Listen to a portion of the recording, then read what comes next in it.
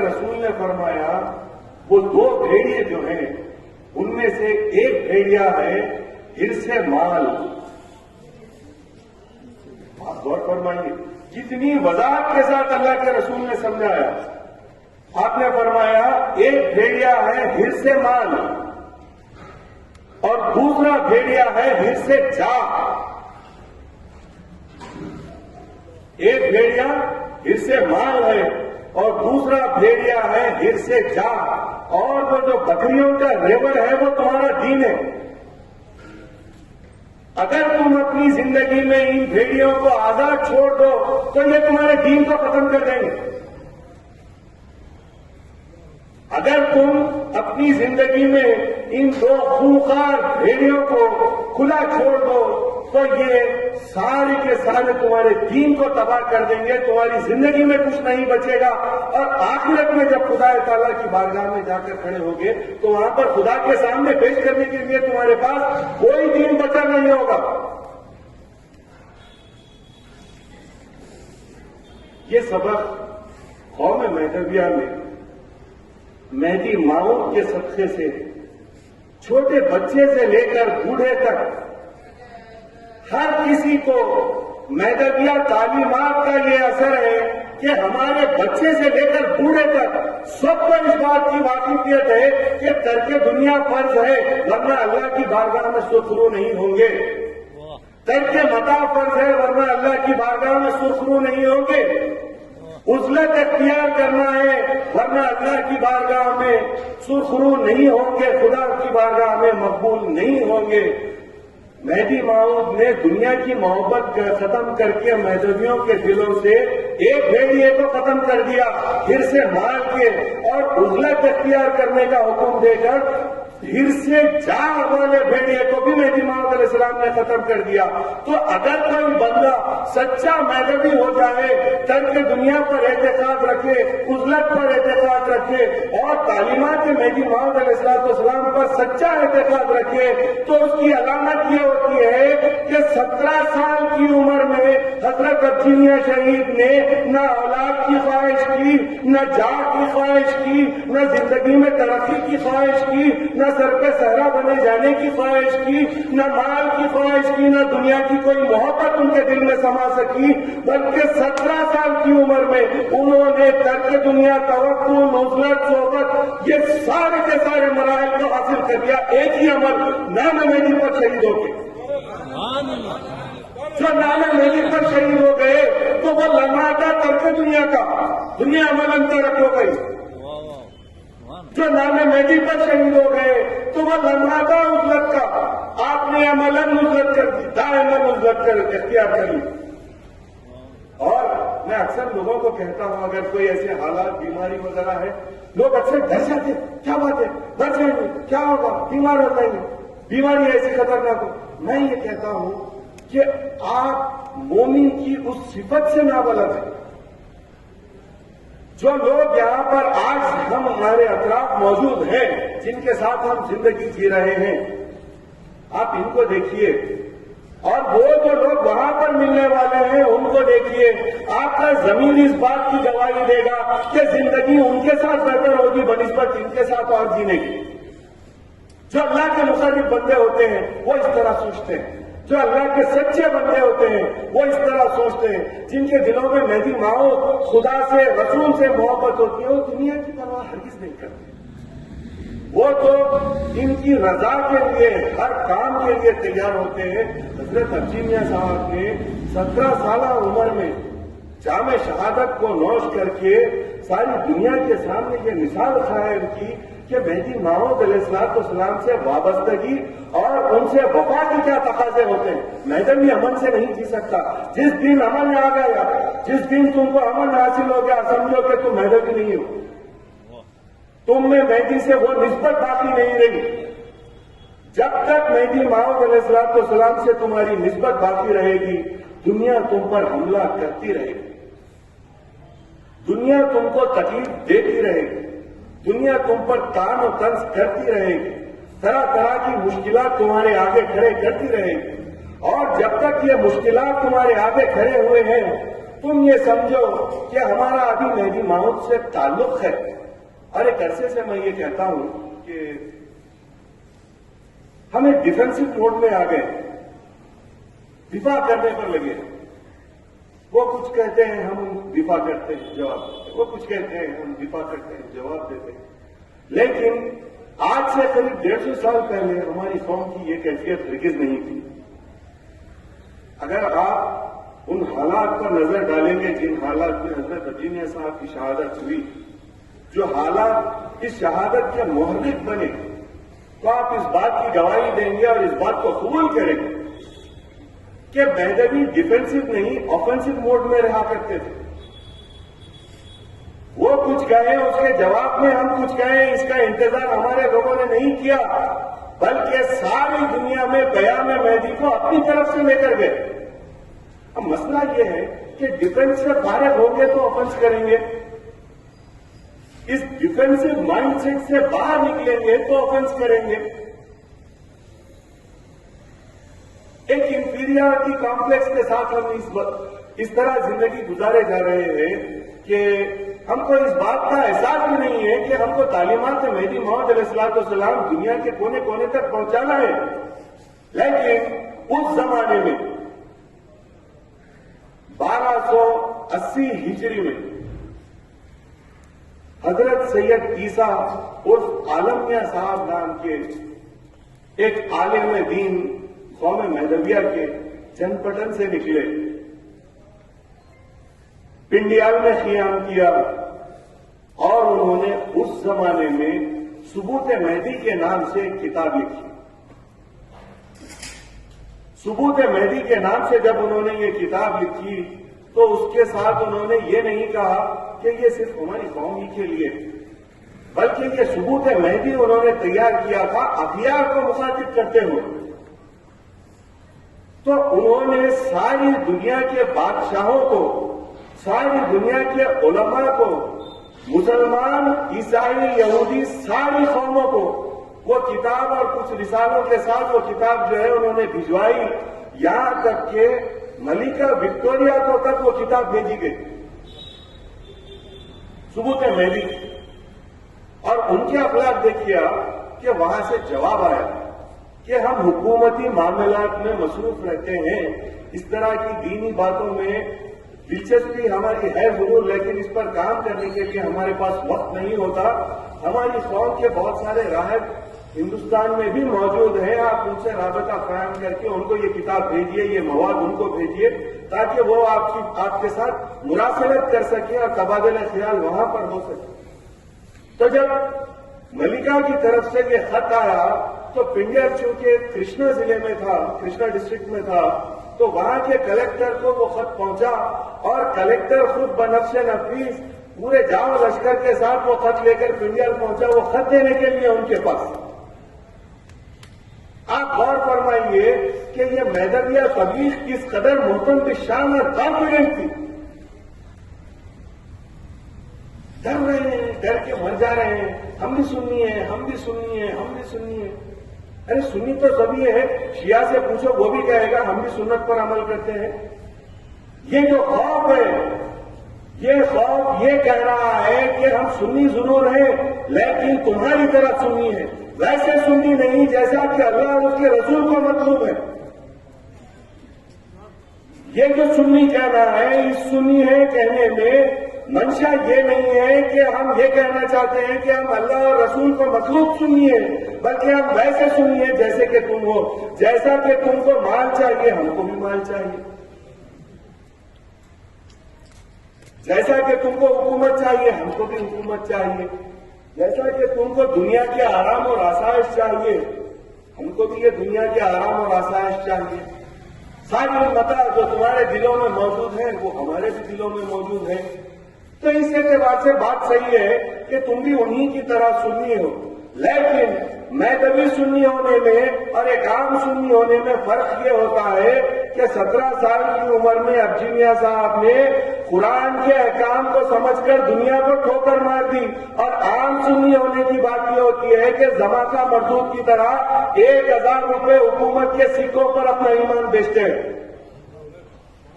مہدوی درباری ملا نہیں ہوتا. آپ یہ جان لیں کہ کسی انسان کی زندگی کی کامیابی اور ناکامی یوں تو سمجھنا بڑا مشکل کام ہے. علامات کو دیکھ کر اندازہ نہیں لگایا جا سکتا کہ کوئی اپنی زندگی میں کس قدر کامیاب ہوا ہے، اس کی خدمات اللہ کی بارگاہ میں مقبول ہوئی ہیں یا نہیں ہوئی ہے. لیکن ڈاکٹر اسرار احمد نے ایک بڑا لطیف جملہ، ایک بڑی لطیف خیال اپنا پیش کیا. میں اس کی تعریف کرتا ہوں. اللہ کے رسول نے کہا ہے دیوار پر بھی کوئی اچھی بات لکھی ہو تو اس کو قبول کرنا چاہیے اور لینا چاہیے. مجھے بڑی پسند آئی ان کی یہ بات. وہ یہ کہتے ہیں بالخصوص اگر کوئی مبلغ مرے، کوئی ایسا آدمی جو دین کا کام کرتا ہو وہ مرے، تو تمہیں بڑی آسانی سے اس بات کا اندازہ لگا سکتے ہو کہ خدا کی بارگاہ میں اس کے اعمال قبول ہوئے ہیں یا نہیں ہوئے، اس کی خدمات قبول ہوئی ہے یا نہیں ہوئی ہے. اور وہ یہ کہتے ہیں کہ یہ دیکھو کہ جب وہ مرے تو اپنے پیچھے اس نے کیا چھوڑا ہے. اگر مرنے کے بعد اس نے اپنے پیچھے مال کو چھوڑا ہے تو سمجھ جاؤ کہ اس نے دنیا کمائی ہے، دین نہیں کمایا. تبلیغ تو کیے لیکن اس تبلیغ کا مقصد دنیا کمانا تھا. چنانچہ اللہ نے اس کی خدمات کا صلہ اس کو دنیا ہی میں دے دیا، اور یہ جس مال کے لیے کوشش اور جستجو کر رہا تھا اللہ نے اس کو وہ مال دنیا ہی میں دے دیا. اب اس کے لیے آخرت میں اللہ کے پاس کچھ بھی نہیں ہے. آخرت میں ایسے انسان کے پاس کچھ بھی نہیں ہے. تو زمانہ شاہجہاں پوری مردود کی کیفیت یہی تھی کہ اس کی بنیاد زندگی کی جو شروع ہوئی وہ اس خیال کے ساتھ شروع ہوئی کہ دین سیکھو تاکہ پیٹ پال سکو. آج دیکھ لیجئے جتنے بھی بڑی بڑی جامعات ہیں جہاں پر دین کا درس دیا جاتا ہے، بچہ اسی موٹیویشن کے ساتھ جاتا. عموماً آپ نارتھ انڈیا کے ولیجز یا ساؤتھ انڈیا میں بھی جہاں بھی گاؤں سے جو بچوں کو یہ بڑے بڑے مدارس میں جو جا کر شریک ہوتے ہیں تو ماں باپ اپنے بچوں کو جو ان مدارس میں بھیجتے ہیں ان کے پیچھے ان کے ذہن میں یہ کام کے پیچھے ایک مقصد یہ ہوتا ہے کہ وہ یہ چاہتے ہیں کہ ان کا بچہ حافظ قرآن ہو جائے تاکہ تراویح پڑھا سکے، وہ عالم ہو جائے تاکہ قرآن کے ٹیوشن پڑھا سکے، قرآن پڑھنا سیکھ جائے تاکہ قرآن کے ٹیوشن پڑھا سکے. تو پیٹ پالنے کے لیے جو انسان دین سیکھا ہے تو چونکہ اس کی اصل میں اس کے سسٹم میں اس کے نظریے میں یہ چیز داخل تھی کہ میں دین کی خدمت کر کے دنیا کماؤں گا، تو اس نے دین کی خدمت کر کے ہی دنیا کمائی. اس نے دین کا کام کر کے دنیا کما لیا. تو جب وہ شاہجہاں پور سے رامپور ہوتے ہوئے حیدرآباد دکن آیا تو یہاں پر اس کے لیے جمنا بہت مشکل کام تھا، لیکن وہ بڑا کنی انسان تھا. اس نے اس زمانے کے بڑے بڑے نوابوں کی چاپلوسی شروع کی. جس طرح آج بعض ہمارے علماء بھی نوابوں کی نہیں تو سیاست دانوں کی چاپلوسی کر رہے ہیں، اسی طرح اس زمانے میں زمان خان نے سیاست دانوں کی چاپلوسی نہیں کی بلکہ نوابوں کی چاپلوسی، کیونکہ سیاست تو نوابوں کے پاس ہی تھی. تو مختار الملک کی چاپلوسی جو ایک شیعہ نواب تھے ان کی چاپلوسی میں لگ گیا. چاپلوسی میں اس طرح لگ گیا کہ رفتہ رفتہ ان کے دل پر چڑھنے لگا اور اطراف کو اپنا میں رسوخ پیدا کیے.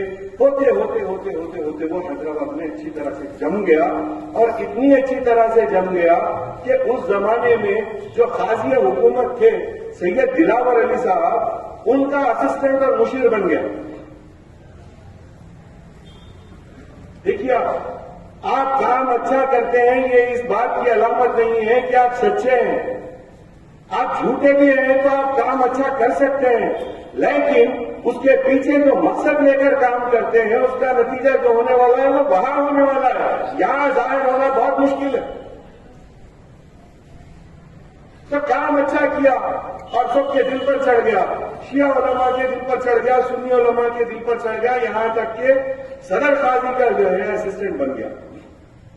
صدر قاضی کا اسسٹنٹ بننے کے بعد اس وقت محبوب علی خان جو ہے کم عمر نوجوان شہزادہ تھے، ان کی تعلیم کی جب ضرورت پیش آئی تو بادشاہ کے معلم کی حیثیت سے 1000 سکوں ماہانہ سکوں کے اوپر اس کو مقرر کیا گیا بادشاہ کو پڑھانے کے لیے.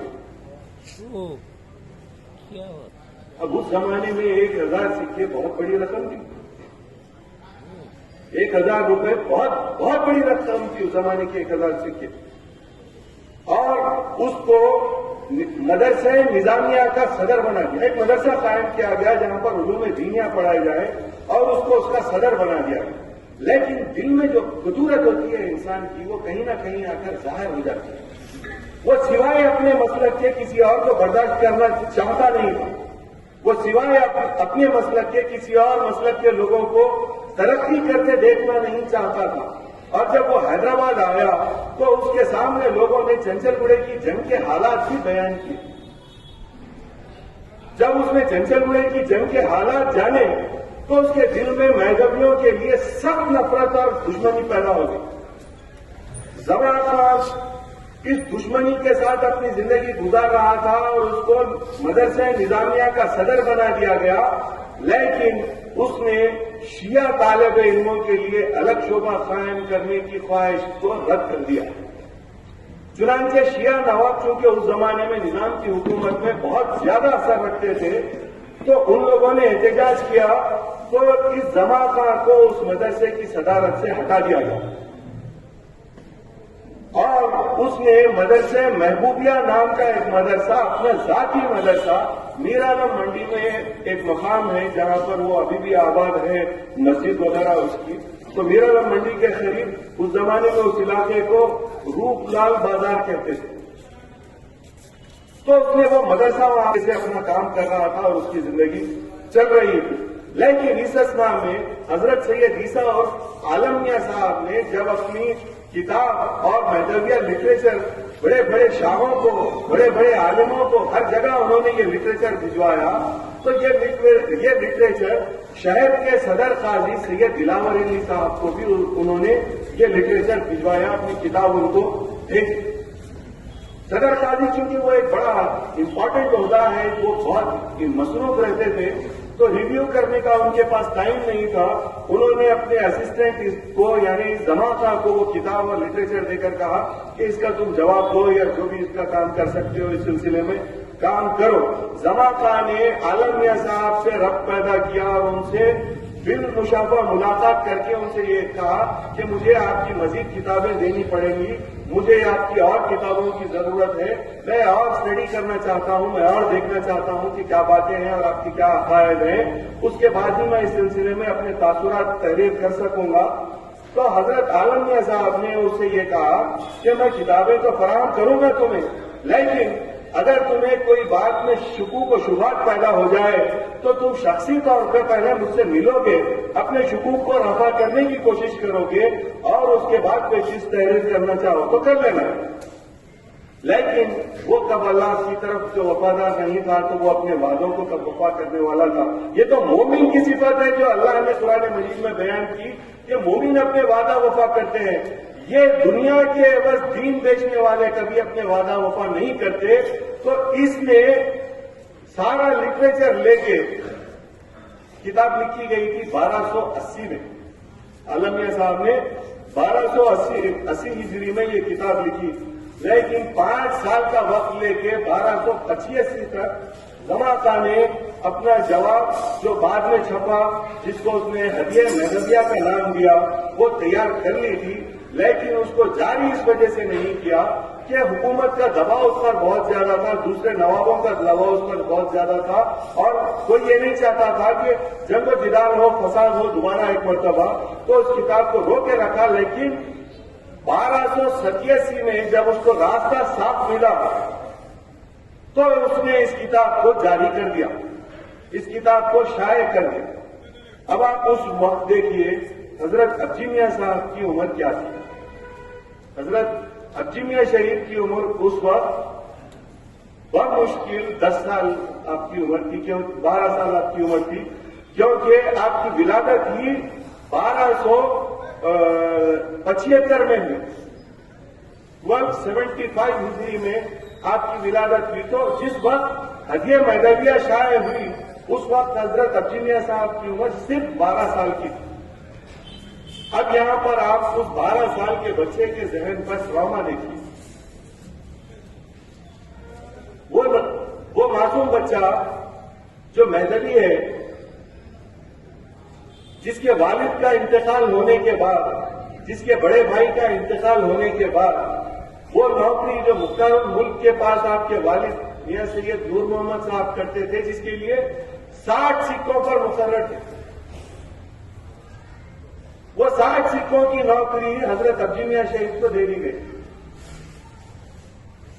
وہ نوکری کرتے ہوئے آپ اپنی بیوہ ماں اور بہن کے ساتھ زندگی گزار رہے ہیں، نوکری کرنے جاتے ہیں، جہاں پر جاتے ہیں وہاں پر مہدویوں کے تعلق سے طعن طنز اور ہدیہ مہدویہ کا تذکرہ سنتے ہیں۔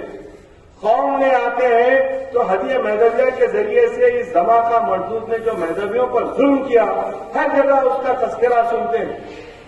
لوگ یہ نہ سمجھیں، اکثر اغیار یہ کوشش کرتے رہے ہیں کہ ایک اسپونٹینیس ریاکشن تھا، کچھ جماعتوں نے کیا تو اس کے جواب میں ایک غیر صحیح العقل انسان نے فوری طور پر اقدام کیا اور جا کر جماعتوں کو قتل کر دیا۔ عام طور پر اغیار، بالخصوص دیوبندی مکتب فکر کے لوگوں نے اس تاریخ کو جو رقم کیا اس انداز سے کیا کہ ایک مجنون یعنی ایک پاگل انسان نے فوری طور پر کسی بات کے رد عمل کے طور پہ اتنے بڑے عالم کو نماز کی حالت میں قتل کر دیا۔ جب ہمارے بچے جائیں گے اور لٹریچر دیکھیں گے، اغیار کے ساتھ ملاقات کریں گے تو یہ سوال ان کے سامنے آئیں گے۔ اس لیے میں بتانا ضروری سمجھتا ہوں کہ بات ایسی نہیں تھی، بات ہر جگہ جاتے ہدیہ مہدویہ کا تذکرہ کرتے، یہاں تک کہ سن 1292 میں علامہ سید نصرت صاحب علیہ الرحمٰن نے اس کا جواب بھی مرتب کر دیا اور ان کے علاوہ دیگر لوگوں نے بھی بہت سارے جواب ہدیہ مہدویہ کے دے دیے، لیکن ٹاک آف دی ٹاؤن جو تھا وہ ہدیہ مہدویہ تھا کہ کس طرح زماخان نے مہدویوں پر خلم سے حملہ کیا ہے اور جس طرح کی زبان زماخان نے استعمال کی ہے ہمارے مہدی ماؤد علیہ السلام کی جناب میں، اس طرح کی زبان اور اس طرح کے اخلاق کا مظاہرہ اگر سن کر کوئی دین کا مذاق اڑانے کی کوشش کی ہے، اس کے بعد اس کا کچھ نہ کچھ تدارک ہونا لازم تھا۔ اچھا، آپ یہ کہیں کہ کیا کسی انسان کو اس بات کا حق تھا کہ وہ اپنے طور پر فیصلہ کر کے جائے اور ایک عالم دین کو قتل کر دے؟ حکومت سے رجوع ہو سکتے تھے، کچھ اور کام ہو سکتا تھا، مستغیث بن جاتے اور حکومت سے استدعا کرتے، خود اقدام کرنے کے بجائے انتظار کرتے۔ اس طرح کے بھی خیالات ہمارے نوجوانوں کے ذہنوں میں پیدا کرنے کی کوشش کرتے ہیں یہ اغیار، لیکن واقعہ یہ ہے کہ یہ جو کتاب ہدیہ مہدویہ ہے وہ 87 میں شائع ہوئی اور زماخان کو جو قتل کیا گیا وہ 92 کے آخر میں کیا گیا، بالکل 92 کے آخر میں 6 ذی الحج کو یہ واقعہ عمل میں آیا۔ تو یہ جو 5 سال کا وقفہ آپ کو ملا تھا، یہ 5 سال کا وقفہ آپ نے فوری طور پر اقدام نہیں کیا، بلکہ پورے صبر اور تحمل کے ساتھ، پورے غور و خوض کے ساتھ اللہ کے دین اور اللہ کی بھیجی ہوئی شریعت کو ملحوظ نظر رکھتے ہوئے چھوٹی سے چھوٹی بات میں احتیاط کرتے ہوئے یہ نتیجے پر پہنچے۔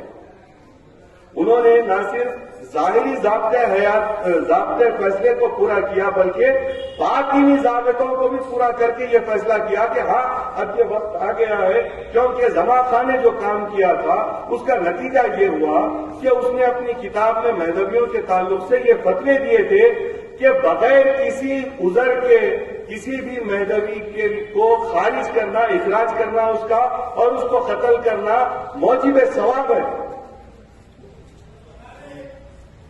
ایک مہدوی کو بغیر قصور کے تم قتل کرنے کا فتویٰ دے دو۔ اگر کوئی عالم کی لکھی ہوئی کوئی بات آپ کو نہیں پسند ہے تو اس پر اقدام کریں۔ ساری کی ساری قوم کو واجب القتل اور واجب الاخراج قرار دینا اور اس کے بعد اس بات کی توقع کرنا کہ ان لوگوں میں سے کوئی اقدام نہ کرے، یہ تو کوئی پاگل بھی نہیں کہے گا۔ تو جو ابجی میاں صاحب کی شخصیت اور ان کے کیریکٹر کو مجروح کرنے کی کوشش کرتے ہیں، واقعہ یہ ہے کہ تم اپنی طاقت کے زوم میں رہ گئے یہ سوچ کر کہ میں تو شاہ کا مصاحب ہوں، میں شاہ کا معلم ہوں، مجھ تک کون ہاتھ ڈال سکتا ہے. لیکن ایک 17 سالہ معصوم مہدوی بچے نے یہ بتا دیا کہ خدا کی مدد شامل حال جب آتی ہے تو بادشاہ کے دامن میں بھی تو جا کر چھپ جاتا تو وہاں بھی قتل کرتے. تو جو بادشاہ کے دامن میں بھی ہوتا تو وہاں بھی جا کر وہ تجھے قتل کرتے، کیونکہ انہوں نے ایک دن 2 دن میں یہ فیصلہ نہیں کیا. انہوں نے تیرے مدرسے میں شرکت کر کے اس میں شریک ہو کے تیرے عقائد کو، تیرے رویوں کو، تیرے نظریات کو اچھے سے سمجھا، اصلاح کرنے کی تیری کوشش کی، سارے ضابطے پورے کیے، یہاں تک کہ 50 سے زیادہ انہوں نے فتوے حاصل کیے یہ اقدام کرنے سے پہلے کہ ایسا شخص جو کسی مظلوم پر قتل کا فتوا دے تو اس کا کیا موقف ہوتا ہے. بندگی میاں رضی اللہ عنہ نے بھی یہی کیا تھا. اپنے بزرگوں کی نظیر ان کے ہاتھ میں موجود تھی، انہوں نے بھی یہی کیا، فتوے لیے، سارے 50 سے زیادہ انہوں نے فتوے لیے اور پھر انہوں نے یہ اقدام کیا. 6 ذی الحجہ کا وہ جو دن تھا اس سے ایک شب پہلے حضرت شاہ قاسم مجتہدی گروہ رحمۃ اللہ علیہ کی آغوش میں وہ تشریف لے گئے. اب دیکھیے کیسی بات ہے. وہاں وہ جاتے ہیں، نماز مغرب کے بعد حضرت شاہ قاسم مجتہدی گروہ رحمۃ اللہ علیہ کے قدموں میں بیٹھ جاتے ہیں. کیا کیا باتیں ہوئی ہوں گی آپ تصور کیجیے. ایک 17 سالہ نوجوان ہے جو یہ فیصلہ کر کے نکلا ہے کہ نام مہدی پر میں واپس تو آنے والا نہیں ہوں، لیکن دشمن مہدی کو قتل کروں گا. واپس آنا طے شدہ بات ہے. It's a certain death. واپس آنے کا کوئی تصور نہیں. جانا بننے ہے، ایک طرف جانا. وہ ساری رات حضرت شاہ قاسم مجتہدی گروہ رحمۃ اللہ علیہ کے قدموں میں بیٹھے رہے، اس خیال سے نہیں کہ شاید میں واپس آ سکوں گا یا نہیں آ سکوں گا، کیونکہ وہ یہ جانتے تھے کہ جہاں ان کو شہید کیا جائے گا وہاں سے مزار شاہ قاسم مجتہدی گروہ پر واپس آنا نہیں ہے، وہاں سے قدم شاہ قاسم مجتہدی گروہ کا سفر ہوتا ہے اور وہاں سے پہنچا جا سکتا ہے قدموں میں شاہ قاسم مجتہدی گروہ. ان کو واپس آنے کی طلب نہیں، ان کو فکر اس بات کی تھی کہ کیا میں کوئی غلط کام کر رہا ہوں کہ مجھ کو خدا میرا پوچھے گا اس کام کے لیے. یہ ایمان والوں کا کردار ہوتا ہے کہ صحیح کام بھی کرنے سے پہلے احتیاط برتتے ہیں تاکہ ان کو اس بات کی تسکین ہو جائے اور تسلی ہو جائے کہ ان کے ہاتھ سے جو کام ہوگا وہ اللہ کی بارگاہ میں مقبول ہوگا، کہیں خدا تعالیٰ کی بارگاہ میں شرمندہ نہ ہونا پڑے. ساری رات کو شاہ قاسم مجتہدی گروہ کے قدموں میں بیٹھے رہے. سوال اور جواب کا سلسلہ جو کچھ بھی چل رہا تھا ہوگا وہ چل رہا ہوگا، لیکن آپ ہی کے بھائی، چچیرے بھائی میاں سید زین العابدین صاحب رات کو ایک معاملہ دیکھتے ہیں، خواب دیکھتے ہیں، اور خواب میں یہ دیکھتے ہیں کہ کچھ گھوڑ سوار مشیر آباد محلے میں داخل ہوئے ہیں.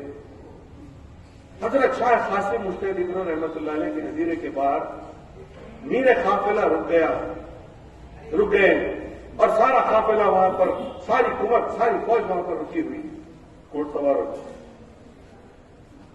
اور جو صدر تھے قافلے کے وہ نقاب پوش تھے. انہوں نے کسی کو طلب کیا اور کہا وہ جو پائن میں لڑکا بیٹھا ہوا ہے اسے بلاؤ.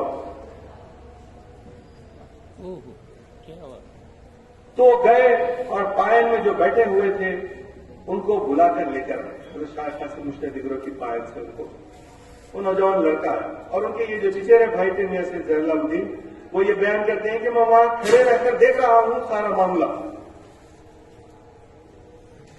وہ لڑکا جب آپ کے قدموں میں آیا میرے قافلہ کے تو اس نے رکاب سے ان کے قدموں کو چوم لیا، ایسا جیسے کہ وہ لڑکا پہچانتا ہو میرے قافلہ. وہ میرے قافلہ نے ان سے کہا تذبذب کیا بات کا ہے، جو تم نے ارادہ کیا ہے بسم اللہ کرو. اس لڑکے نے دوبارہ ان کے قدموں کو چوم لیا اور وہ قافلہ وہاں سے چلا گیا اور وہ لڑکا بھی وہاں سے چلا گیا. ان کے چچیرے بھائی یہ کہہ رہے ہیں کہ میں کوشش یہ کر رہا تھا کہ اس قافلے میں وہ میرے قافلہ کون ہے انہیں پہچاننے کی کوشش کروں, وہ لڑکا کون ہے میں انہیں پہچاننے کی کوشش کروں, لیکن میں پہچان نہیں پا رہا تھا. اچانک میرے سامنے اس قافلے کا ایک آدمی آیا, اس سے میں نے یہ سوال کیا کہ وہ کون صاحب ہیں جو لقاب پوش ہے گھوڑے پر سوار تھے, وہ لڑکا کون ہے جو ان کے قدموں کو چوم رہا تھا؟ تو انہوں نے کہا وہ جو گھوڑے پر سوار نقاب پوش تھے وہ بندگینیا شاہ خنیر صدیق ولایت رضی اللہ تعالیٰ عنہ تھے. اب یہ نیند سے بیدار ہوئے, یہ میں جان سکے کہ وہ لڑکا کون تھا,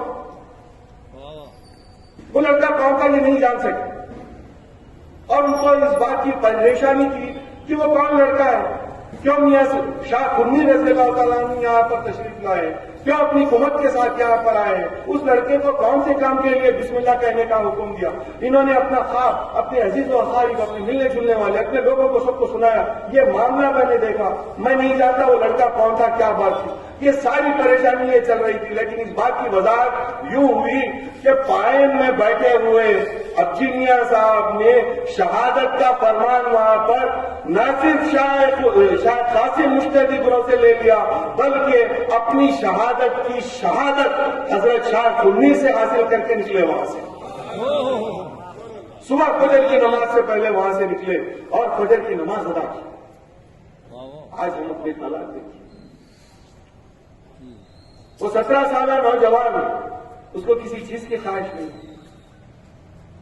وہ فجر کی نماز پڑھتا ہے, نماز فجر کے بعد اپنی ماں کے قدموں میں جاتا ہے.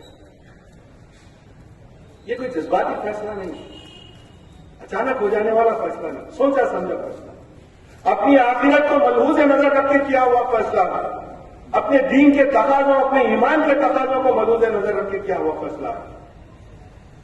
حضرت عبدی میاں صاحب اپنی والدہ کے قدموں میں جاتے ہیں اور یہ عرض کرتے ہیں, والدہ یہ معاملہ ہے اور میں نے یہ فیصلہ کیا ہے اور میں جا رہا ہوں اور میں یہ کام کرنا چاہتا ہوں. اور والدہ نے حضرت عبدی میاں صاحب کو بغیر کسی تعامل کی اجازت دی, والدہ نے بغیر کسی جھجک کے اپنے بیٹے کو اجازت دی. والدہ کا موقف دیکھیے, وہ کیسی ماں ہوگی, اس کے قدموں پر ساری مائیں قربان, وہ کیسی ماں ہوگی. اور وہ ایسے حالات ان کے کہ شوہر گزر چکے, بیوہ زندگی گزار رہے ہیں, بڑا بیٹا گزر چکا, ایک بیٹا اور ایک بیٹی ہے.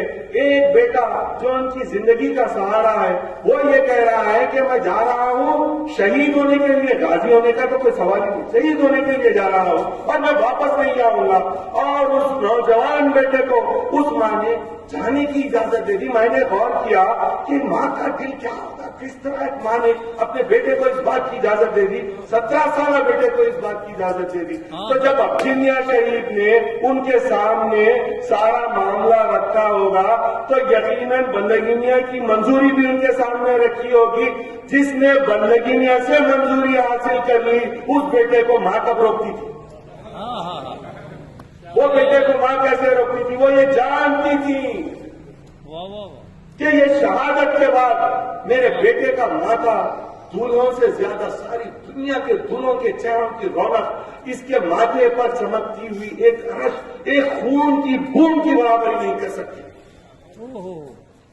میرے بیٹے کے سر پر تو وہ صحرا باندھا جائے گا کہ جس میں جب آخرت کو وہ اللہ کی بارگاہ کی طرف آگے بڑھے گا تو سارا زمانہ دیکھے گا, ساری خلقت دیکھے گی کہ اس کا چہرہ کیسا تاوان. اس ماں نے یہ فیصلہ کیا, اس سے بڑا کوئی بہتر فیصلہ نہیں ہو سکتا. میرے بیٹے نے جو کیا, اللہ کے رسول نے فرمایا, دیکھیے آپ کتنا منافع کا سودا ہے. اللہ کے رسول نے فرمایا کہ جس طرح انبیاء اپنی امت میں جس کی چاہے شفاعت کر سکتے ہیں, اسی طرح اللہ نے شہید کو اس بات کی اجازت دی ہے کہ وہ جس کی چاہے شفاعت کرے, جس کی چاہے سفارش کرے, وہ جس کی طرف انگلی بتائے اس کی بھی مغفرت ہو جائے گی. ماں اس بات کو کیسے ہاتھ سے جانے دے سکتی تھی؟ آنے اور جانے والی ساری نسلوں کی بخشش کی ضمانت کا فیصلہ, ساری نسلوں کی بخشش کی ضمانت کا فیصلہ تھا. ماں نے فوری اس بات کی اجازت اپنے بیٹے کو دے دی اور حضرت ابجی میاں صاحب اب چلے، تیار ہو، شان سے جانا ہے اپنے بزرگوں کو۔ مسئلہ یہ ہے کہ زمان خان کو مارنے کون جاتا ہے؟ وہ زمان خان کو مارنے کے لیے نہیں جا رہے تھے، وہ تو اپنے جد اپنے آقا حضرت مہدی موعود علیہ السلام کی قدم بوسی کرنے کے لیے جا رہے تھے، اور راستہ زمان خان کی گردن سے ہو کے گزرتا تھا۔ وہ دولہے کی طرح تیار ہوئے، وہ دولہے کی طرح تیار ہوئے، چمکتا ہوا لباس پہنا، کٹار لی، تیز دھار کٹار لی، اور گئے زمان خان کے مدرسے۔ ظہر کے بعد کا وقت بادشاہ کو پڑھانے کا ہے، یہ مردود وہاں پر بادشاہ کو پڑھائے گا۔ ظہر کے بعد آئے گا، عصر کی نماز پڑھے گا، عصر کے بعد وہ مغرب کی نماز پڑھ کے گھر نہیں جاتا بلکہ مسجد میں ہی قرآن پڑھتے ہوئے بیٹھتا ہے، اور عشاء کی نماز پڑھ کر وہ اپنے گھر جاتا ہے۔ اچھا، یہ اس کا گھر مسجد سب ایک ساتھ متصل ہے، مدرسہ گھر مسجد ساتھ ساتھ اس کا وہاں پر واقع ایک جگہ۔ اب یہ جب میں کہوں آپ کے سامنے تو شاید کسی کے دل میں یہ خیال گزرے، وہ کہہ رہے بھائی نماز پڑھتے ہوئے آدمی کو مار دے، مسجد میں مار دے، قرآن پڑھ رہا ہے، بیچارہ کیا کر رہا ہے؟ عصر کی نماز پڑھ رہا ہے، مغرب کی نماز پڑھ رہا ہے، نمازی ہے، پھر قرآن مجید کی تلاوت عشاء تک کرتے بیٹھ رہا ہے، قرآن پڑھنے والا ہے، عمل کرنے والا ہے، ایسے آدمی کو مار دینا یہ کیا بات ہے؟ اس کو تو موقع دینا چاہیے تھا، بات کرنا چاہیے تھا، تو کو سالے صورت نکلی۔ میں آپ سے سوال کروں، جنہوں نے حسین کو شہید کیا وہ نماز چھوڑ کر آئے تھے یا نماز پڑھ کے آئے تھے؟ میدان کربلا میں 72 کی جماعت ایک طرف تھی تو ہزاروں کی جماعت دوسری طرف نمازی تو پڑھ رہی تھی۔ جس نے عثمان غنی کو قتل کیا ان بلوائیوں نے کیا نماز کو ترک کر کے قتل کیا؟ وہ تو مسجد نبوی میں امامت کر دیا کہ انہوں نے حضرت عثمان کو قتل کیا۔ تو کسی کی نمازیں، کسی کا قرآن پڑھنا اس کے سچے ہونے کی علامت اور دلیل کبھی نہیں ہو سکتی۔ ایک خان صاحب نے بڑا اچھا، مجھے میرے بڑے عزیز تھے، انہوں نے ایک بڑی اچھی مثال دی، انہوں نے کہا یہ شیطان ہمارے پاس نہیں آتا۔ تو میں بولا پھر کہاں جاتا؟ تو خان صاحب بولے وہ تو آپ لوگوں کے ساتھ ہے۔ میں بولا یہ کیا بات ہے؟ اب خان صاحب بولے ہیں تو کچھ سوچ کے بولے ہوں گے۔ تو خان صاحب نے کہا میاں شیطان جب ہمارے پاس آتا تو انہیں ہم کو دیکھ کے یہ بولتا کہ یہ تو ہمارا بھی مرشد ہے، اس کو ہم کیا بگاڑیں گے؟ تو ہمارے پیچھے انہیں وقت خراب نہیں کرتا۔ شیطان آپ کے ساتھ ہے، آپ کے ساتھ لگا ہوا ہے، آپ کو گمراہ کرا تو اس کو فائدہ ہے، ہم کو کیا گمراہ کرے گا؟ تو اس پر سے میں یہ کہتا ہوں کہ وہ آدمی جو مسجد میں بیٹھا ہوا ہے، اللہ اس کو شیطان اس کو شراب کا شیشہ بتا کر گمراہ نہیں کرتا۔ وہ آدمی جو قرآن کی تلاوت کر رہا ہے، شیطان اس کو خوبصورت عورت بتا کر گمراہ نہیں کرتا، جوئے کی لالچ دے کر گمراہ نہیں کرتا۔ مسجد میں، کتابوں میں، قرآن میں، حدیثوں میں بیٹھے ہوئے آدمی کو گمراہ کرنے کے لیے شیطان اللہ، رسول، دین، قرآن، حدیث کے سارے نام سے ان کتابوں سے ہی تو گمراہ کرتا ہے، اور وہ شیطان کا نمائندہ ہو جاتا ہے۔ کتنے معصوموں کا قتل عام کروایا انہی ملاؤں نے نماز پڑھ کر، آج تک کٹ رہے ہیں، آج تک کٹ رہے ہیں، جب سے جو شروع ہوئے تو آج تک کٹ رہے ہیں۔ تو اس امت کو آوارہ بگڑے ہوئے مسلمانوں سے خطرہ نہیں ہے، بلکہ وہ بدباتی ملا سے خطرہ ہے جو مسجد میں بیٹھا ہوا ہے، اور اس کو قتل کرنے کی وہی جگہ ہو سکتی تھی، کیونکہ جو جس جگہ بیٹھ کر فساد کرے اس کو وہیں پر قتل کرنا چاہیے۔ اب جی میاں صاحب نماز مغرب میں داخل ہوئے مسجد، اپنی نماز تنہا پڑھی، نماز اپنی تنہا پڑھنے کے بعد انہوں نے پورے اطمینان کے ساتھ، جب وہ اب قرآن پڑھنے میں مشغول ہو گیا تو پورے اطمینان کے ساتھ وہ گئے اور انہوں نے 3 ضرب لگائے، ایک ضرب اور 2 پھر سر پر لگائے، اور اس میں وہ اپنے کیفر کردار کو پہنچ گئے۔ 62 उसके शागिर्द थे, 62 62 शागिर्द जमा हुए और अपने उस्ताद को खून में लहूलुहान पड़ा हुआ देख रहे हैं, लेकिन बातिल की यह कैफियत होती है कि उसका दिल कमजोर होता है। अकेले नहीं, दुबला पतला नौजवान 17 साल का अजीनिया साहब ठहरे हुए हैं और डर के ये 62 लोग दूर खड़े हुए हैं इस बात के खौफ में कि कहीं उस्ताद के साथ हमारा भी काम न हो जाए। फिर हजरत अजीनिया साहब ने कहा, इसने जो काम किया था अज़रूए शरा शरीफ, इसका कत्ल वाजिब था, इसलिए मैंने इसको इसके कमल की सजा दे दी। अब मैं खंजर फेंक रहा हूं, आप लोगों को जो करना है करो। ये अल्लाह वाले होते, वहां से भागना नहीं था, क्योंकि गए ही इस वास्ते थे कि जाम शहादत को नष्ट करें, उसको खत्म करना मकसद नहीं था। ये अपने बारगाह, अल्लाह की बारगाह में, अपने बुजुर्गों की खिदमत में, उनकी नजरों में सुरखरू होने का मौका था, इसलिए वो तैयार होकर गए। जब वहां पर ये सारा मामला हो गया, आपको अरेस्ट कर लिया गया, कुपवाली ले गए। मैदवियों के खिलाफ 9 जिलहजा को शहर के अहबाश लौंडे सब जमा हुए और एक बड़ा लश्कर तैयार किया और चंचलगुड़े पर चढ़ाई करने की तैयारी कर ली। खबर जब पहुंची तो यहां पर चंचलगुड़े में भी सारे लोग तैयार हो गए दिफा के लिए। फिर बहरहाल हुकूमत की तरफ से फौज आई और इधर के लोगों को इधर और उधर के लोगों को उधर किया और सब जिधर के उधर हो गए। महल्ले में आए, यहां पर 67 डेज तक का ये ट्रायल चलाते रहे। 67 डेज ये ट्रायल चला। इन 67 डेज में आपको जेल में रखकर जो तकलीफें पहुंचाई हैं, जो अजियतें पहुंचाई हैं, इसकी एक छोटी सी मिसाल ये है कि जब आपको कत्ल करने के लिए मक्तल ले जाया जा रहा था, उन्होंने ये अर्ज की कि मुझे कुछ पानी दे दो ताकि मैं वजू बनाकर नमाज पढ़ लूं और अपनी प्यास बुझा लूं।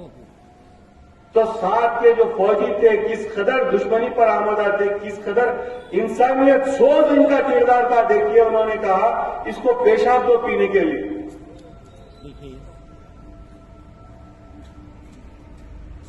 तो उन्होंने कहा मैं अपनी प्यास के लिए पानी पीना नहीं चाहता था या किसी खौफ से पानी नहीं मांग रहा था कि नमाज पढ़ के खौफ दूर कर लूं।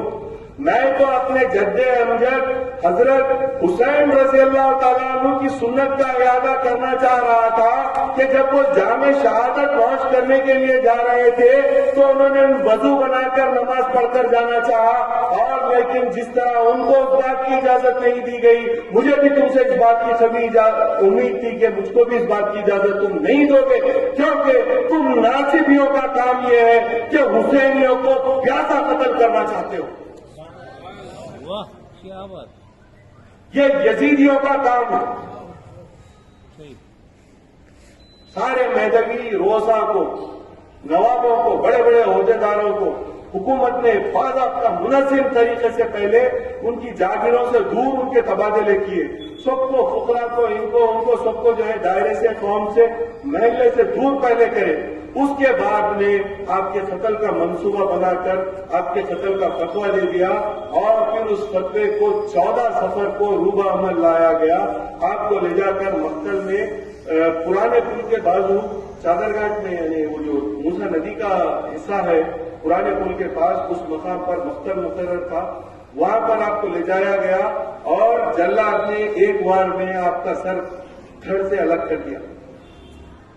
आपने 14 सफर को जामे शहादत नौश करवाई। 93 हिजरी, 1293 हिजरी में ये वाकया हुआ। देख लीजिए, एक मर्तबा किसी को सजा दे दे तो उसके बाद उसकी लाश के साथ बदअखलाकी नहीं करते, लेकिन इन यजीदियों की सिफत यह है कि लाशों के साथ बदसलूकी करना इनके डीएनए में है। इनके डीएनए में यह है कि जिसको कत्ल करें उसके साथ बदअखलाकी करें।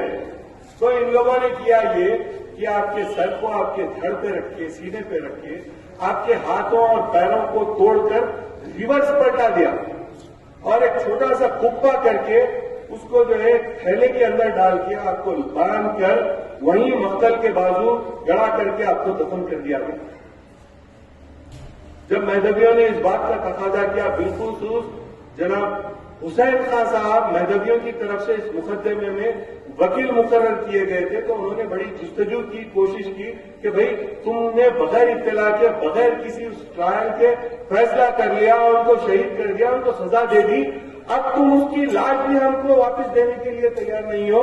یہ تو ساری دنیا میں کسی بھی ملک میں نہیں ہوتا، کسی قوم کے پاس اس طرح نہیں ہوتا، تم کو دینا چاہیے، ہم کو ہمارے مرحوم کو دے دیا جائے، اس کا لاشا ہم کو دے دیا جائے۔ 3 دن کے بعد، 3 دن گزرنے کے بعد یہ فیصلہ ہوا کہ آدھی رات کو 2 آدمی جائیں، 2 آدمی تمہاری قوم کے، 2 آدمی حکومت کی طرف سے وہاں جائیں، گڑا کھودیں اور لاشا لے جا کر بڑی احتیاط اور خاموشی کے ساتھ رات ان کی تدفین کر دی جائے۔ اگر ایسا نہ ہو تو پھر تم کو بھی سزا ہوگی۔ تو اس ٹرمز کے ساتھ حضرت کی لاش کو وہاں سے لانے کا انتظام ہوا۔ اچھا، مہدوی شہید اللہ، مہدی ماؤد اور دین کے نام پر شہید ہوا، اس کی تدفین خاموشی سے کر دینا تھا۔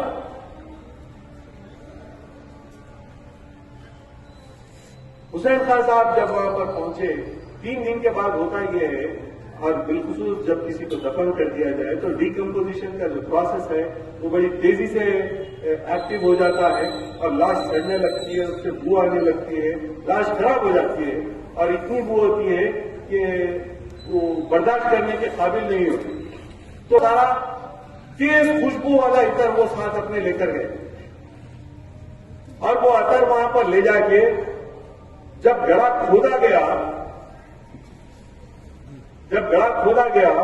اور وہ تھیلا باہر نکال کے جب لاش باہر لائی گئی تو کیا دیکھتے ہیں کہ سر جسم سے جڑا ہوا ہے اور ایک باریک سا نشان آپ کے گلے پر لگا ہوا ہے، نہ آپ کے ہاتھ ٹوٹے ہیں اور نہ آپ کے پیر ٹوٹے ہیں، لاش جیسی کی ویسی ہے۔ جن لوگوں نے دیکھ کر کہا خدا کی قسم ہم نے اپنے آنکھوں سے یہ عمل ہوتے ہوئے دیکھا، لوگوں نے جنہوں نے لاشیں کو دیکھا وہ یہ کہتے ہیں کہ ہم نے نہ ہاتھ ٹوٹے دیکھے، نہ پیر ٹوٹے دیکھے، صحیح اور سالم لاش، یہاں تک کہ سر تک بدن سے جدا نہیں تھی۔ ایک بڑی نشان آپ کے گلے پر تھا، اور لاش سے بدبو آنا تو بہت دور کی بات ہے، اس پر عطر ڈالنا تو دور کی بات ہے۔ حسین خان صاحب کا بیان یہ ہے کہ جو لاش کو میں نے کاندھا دیا اور وہ کاندھا دینے کی وجہ سے میرے انگرخے میں جو خوشبو بس گئی وہ تار ہونے تک بھی اس سے جدا نہیں ہوئی، میں استعمال کرتا رہا وہ انگرخے۔ 4 آدمی جا رہے ہیں لاش لے کر دفن کرنے کے لیے مشیر آباد کے حضیرے میں، راستے میں لوگ جمع ہوتے جا رہے ہیں، نہ کوئی نہ یہ کسی کو پہچانتے ہیں، نہ کوئی ان کو پہچانتا ہے، لوگ آتے جا رہے ہیں، ہزاروں کا مجمع جمع ہو گیا، اور ایک صاحب حال بزرگ مشیر آباد میں بیٹھے ہوئے ہیں دائرے میں تدفین کے لیے۔ یہ گئے، نماز جنازہ ہوئی، تدفین ہوئی، واپس آئے، سارا معاملہ ہو گیا۔ حسین خان صاحب نے کہا کل کون آیا تھا مشیر آباد میں؟ اتنے سارے لوگ تھے، ان سے پوچھو نہیں، ان سے پوچھو نہیں، ان سے پوچھو نہیں، ان سے پوچھو نہیں، ان سے پوچھو نہیں، کوئی نہیں۔ تو پھر یہ ہزاروں کے لوگ کہاں سے آ گئے تھے؟ تو یہ ہزاروں کے لوگ اللہ کے فرشتے، وہ سارے صالحین، وہ سارے شہداء کی ارواح جو اس بات کی گواہی دینا چاہتے تھے کہ عبدی میاں صاحب نے جو کیا وہ حق بجانب کیا، ہم ان کے جنازے میں شریک ہو کر اس بات کا ثبوت دینا چاہتے ہیں کہ عبدی میاں صاحب حق پر تھے۔ اس طرح ان کی تدفین ہو گئی۔ تو میں آج آپ تمام سے یہ عرض کرنا چاہتا ہوں کہ آج ہم جو جمع ہوئے ہیں عبدی میاں صاحب کی شہادت کو یاد کرنے کے لیے، یہاں سے ہمارا مقصد آپ کو یہ کہنا نہیں ہے کہ اٹھائیں خنجر لے جائیں اور کسی دشمن مہدی کو قتل کر دیں، آج اس کی ضرورت نہیں۔ وہ زمانہ دوسرا تھا، اس کے تقاضے دوسرے تھے۔ کسی کو قتل کرنا یا اپنی جان دینا آج قوم کو اس بات کی ضرورت نہیں ہے۔ قوم کو صرف اس بات کی ضرورت ہے کہ آپ یہاں سے اٹھ کر مسجد جائیں۔ قوم کو اس بات کی ضرورت ہے کہ آپ اپنے اندر مہدویہ کردار کو پیدا کریں۔ قوم کو اس بات کی ضرورت ہے کہ آپ اپنے دل میں اپنے آقا مہدی ماؤد علیہ السلام سے عشق و محبت پیدا کریں۔ قوم کو آج اس بات کی ضرورت ہے کہ الچی میاں صاحب نے جس کردار کی وجہ سے یہ عمل کیا وہ کردار کا صدقہ کم از کم اپنے مزاج میں پیدا کرنے کی کوشش کرے کہ مہدی ماؤد کا نام یوں ہی نہیں لیتے، ہم عملاً اور ایماناً مہدی ماؤد کو اپنا آقا مانتے ہیں اور ان کے پیچھے ہم چلنا چاہتے ہیں، دنیا اور آخرت میں ہم اپنے آپ کو مہدوی کہلوانا چاہتے ہیں۔ یہ ہمارا تقاضا ہے، یہ ہمارا مقصد ہے، ہمارے اخلاق۔ بالخصوص یہ موقع سے میں ایک بات کہوں، ضروری بات سمجھ رہا ہوں۔ میں جب چھوٹا سا بچہ تھا، اپنے والد کے ساتھ جب کبھی کسی دعوت میں جاتا تھا تو یہ دیکھتا تھا کہ ساری کی ساری جماعت بیٹھی ہوئی ہے، ہاتھ بند، کھانے کا انتظام ہو گیا، دفتر تیار، میزبان آتا ہے، اللہ دیا کہتا ہے، لوگ اٹھ کے جاتے نہیں، میزبان ایک ایک کرسی کے پاس، جناب چلیے آپ چلیے کھانے کے، اللہ دیا کھانے کے لیے بڑے تکلف سے آیا کھانے کے واسطے، یہ سب کو معلوم، آیا تو ہے کھانے کے واسطے، سبھی کو معلوم ہے، میں کمزوری کر کے اٹھ کے بھاگ نہیں رہا، اپنے وقار اور اپنے اعتقاد کے ساتھ، اپنے زوم کے ساتھ، اپنی عزت کے ساتھ آرام سے چلتے ہوئے بیٹھتا۔ میرے والد فرماتے تھے دفتر پہ جب بیٹھ جائیں تو اس بات کا انتظار کرو کہ میزبان آ کے اب تمہاری تھالی سیدھی کرے، اپنی طرف سے تم تھالی سیدھی کر کے ہاتھ سے ڈالے نہ نہیں، سمجھا کہ چھوٹے بچے تھے دعوت میں کھانے جاتے، اور ہم بچے جب تھے تو کسی غیر مذہبی کی دعوت محلے میں دیکھتے تھے تو ہم یہ دیکھتے تھے کہ کوئی میزبان کی ضرورت ہے، نہ اپنے کی ضرورت ہے، نہ بلانے کی ضرورت ہے، لوگ ہاتھ سے دفتر تیار ہے کا ذرا سا نیوز لیک ہو گئی تو پورے وقت ایسا وقت ہے کہ جیسا کہ زندگی بھر کے بھوکے ہیں اور کھانا ابھی ملا پھر ملنے والا بھی نہیں ہے اس کے بعد۔ تو ہماری نظر میں مہدوی محفل اور غیر مہدوی محفل کا فرق یہ تھا کہ مہدویوں کو بڑی عزت کے ساتھ بلایا جاتا تھا اور بلا کر کھلایا جاتا تھا، اور مہدوی بڑی عزت اور وقار کے ساتھ جاتے تھے اور بیٹھ کر وقار اور عزت کے ساتھ کھا کر اٹھتے تھے، اس طرح کہ میزبان بھی خوش ہو جائے۔ اور غیر مہدویوں کی محفل کی یہ کیفیت ہوتی تھی کہ نہ ان کو عزت سے بلایا جاتا تھا، نہ وہ عزت سے آتے تھے، نہ ان کو عزت سے کھلایا جاتا تھا، نہ وہ عزت سے کھاتے تھے، کیونکہ اللہ کا نام ہی نہیں تھا وہاں پر موجود۔ اور ہم اپنے ہمیشہ یہ دیکھتے تھے بالخصوص اس طرح کی محفلوں میں کہ لوگ والنٹیئر کرتے تھے، لوگ آگے بڑھ کے انتظام، کیا بات کی ضرورت ہے، پانی ہے نہیں ہے، میں پانی رکھ دیتا، کھانا کم لوگ ہیں، زیادہ لوگ کھانے بیٹھے ہوئے، سپلائی کیا تو لوگ کم، چلو ایک دو مشکل میں رکھ دیتا ہوں۔ یہ جو خدمت کا جذبہ ہے، میں سمجھتا ہوں کہ آپ تمام نوجوان کے جو مہدویہ کیریکٹر ہے، مہدویہ آئیڈینٹی ہے، جس کو ہم کھو چکے ہیں برسوں پہلے، اس مہدویہ کیریکٹر کو آج حضرت عبدی میاں شہید کے اس کے موقع پر ہم ایک بار اس کا اعادہ کر کے دیکھیں، اپنے بزرگوں کو پہلے اجازت دیں۔ میں اپنے لیے پانی لے آؤں، ارے واہ، نوجوان بچے اپنے بزرگوں کو بٹھا کر کھلائیں۔ تو یہ جو جذبہ ہے، یہ جو کیریکٹر ہے، یہ مہدویہ کیریکٹر، آج اس کا ثبوت دیں، اور اس موقع پر ہم حضرت عبدی میاں صاحب کو یاد کر کے یہاں پر ان کے اس کا کھانا کھا کر جا رہے ہیں، تو اس عہد کے ساتھ جائیں کہ کل کی صبح ہماری نئی صبح ہوگی، ہم اس جذبے کے ساتھ نئی صبح میں سانس لیں گے کہ ہم اپنے آپ کو بہتر مہدوی بنائیں، ہم کو جان دینے اور جان لینے کی ضرورت نہیں ہے، اپنے کردار کی برائیوں کو دور کر کے مہدویہ کردار کو اختیار کرنے کی ضرورت ہے۔ تقاضا اس دور کا یہی ہے۔ تو اس بات کے ساتھ میں اللہ تبارک و تعالیٰ کی بارگاہ میں دعا گو ہوں کہ اللہم احینا مہدویا وامیتنا مہدویا واحشرنا یوم القیامۃ فی زمرۃ المہدویین، وآخر دعوانا الحمد للہ رب العالمین۔